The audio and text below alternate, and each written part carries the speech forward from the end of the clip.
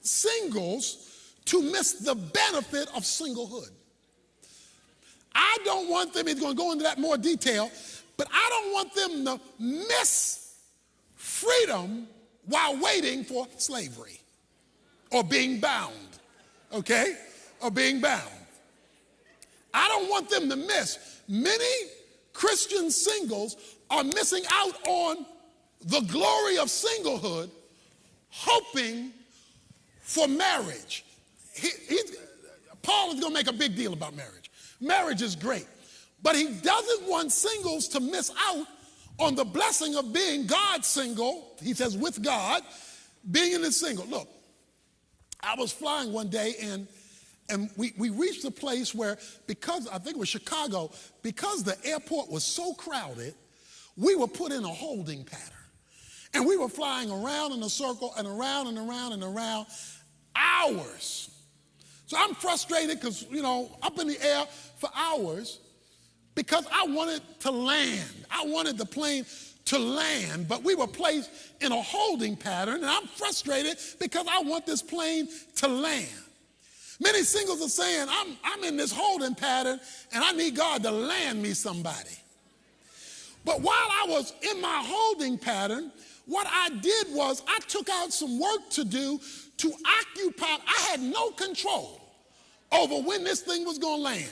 There was a private conversation going on between the pilot and the tower, and every now and then they would bring me in on it, but most of the time, all I had to do was sit and wait. So I could sit and wait frustrated, or I could use my time and maximize it, since I couldn't control how long I would be holding.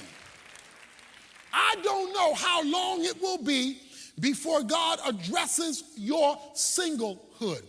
What I do know is he does not expect you to be wasting time while waiting.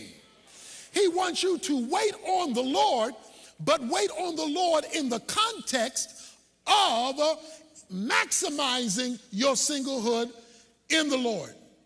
He says in verse 28, but if you marry, you have not sinned. If a virgin marries, she has not sinned. Yet such will have trouble in this life, and I'm trying to spare you. Ain't that the truth? Paul says, when you get married, you gonna be in trouble. He says, I'm trying to spare you from trouble. I need some married couples to testify to some singles, especially those who've never been married, because those who have already know it. There is trouble, because what you think you get on the front end isn't what you wind up with every day. And so you have to deal with trouble. Paul says, while you are single, I'm trying to spare you from the trouble that comes when you are married, because there are troubles in relationships. And he says, I'm trying to spare you. He says, you've not sinned. There's nothing wrong with getting married. But right now, I'm trying to spare you from the extra responsibility, the extra burden, the extra action, the extra difficulties that come when you get married. He wants you to think positively, and he doesn't want you to, what he calls, seek a wife. In other words, he doesn't want you just going out there, just trying to find somebody and grab somebody and look for somebody and Google somebody and, go to the club and bump into somebody. He doesn't just want you to go out there to find a mate. Let me find a mate. Let me find a mate. I got to get me somebody. Because if you just go out there to find a mate, you're going to find some trouble. And so he wants you to be very careful in your thinking regarding this thing. Let me ask you this. 50% of all marriages end in divorce in America. A large part of the other 50% stay together for convenience, money, or kids. Now let me ask you a question. If 50% of all airplanes crashed, think about it.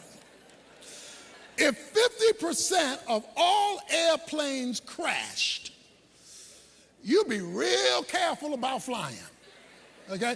If you knew 1 out of every 2 airplanes was going to crash, you're going to go real slow, Do real careful investigation because you don't want to be one of those casualties. 50% of all marriages end in divorce. Therefore, you should be real careful before you jump in there and become another statistic. He is saying, I'm not against marriage, he says. You've not sinned, but I don't want you to miss out on singlehood.